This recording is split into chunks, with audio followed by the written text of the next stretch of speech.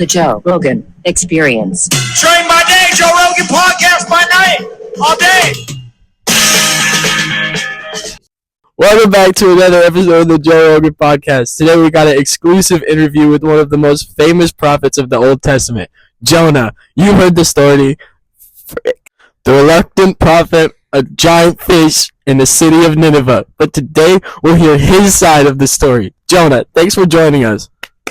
Woo! Yeah, I don't usually like interviews, but if God can send me to Nineveh, I guess I can sit here with you too. Fair enough. Let's start with the basics. Who exactly are you? I'm Jonah. I lived in Israel during the reign of King Jeroboam II, around the 8th century BC.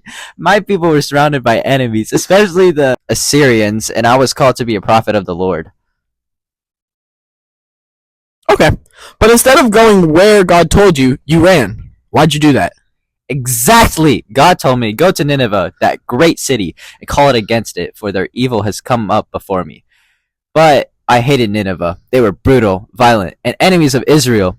I didn't want them to repent.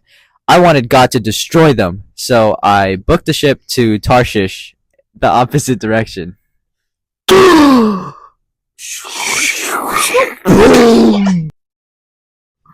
And that's when the storm hit?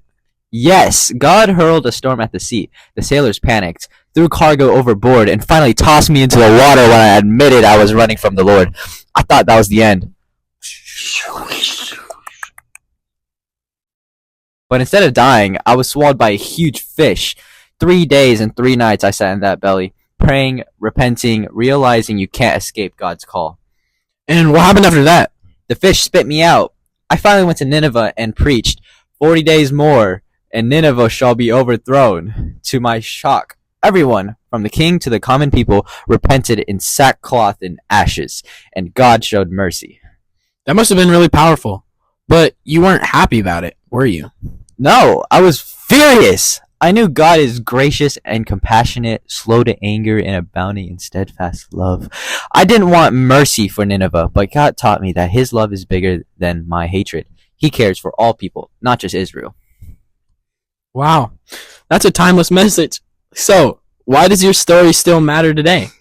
Because, kids, people still run from God. People still think some folks don't deserve mercy, but God's heart is for everyone, even our enemies. My story shows that his forgiveness has no borders. And for you personally, listening right now, when has God asked you to do something hard?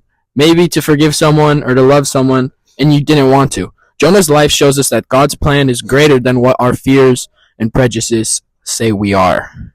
Exactly. If he can use a stubborn prophet like me, he can use anyone. Jonah, thank you for being with us and reminding us that God's mercy is bigger than we can imagine. And to our listeners, don't forget, when God calls you to do something, don't run away. Until next time.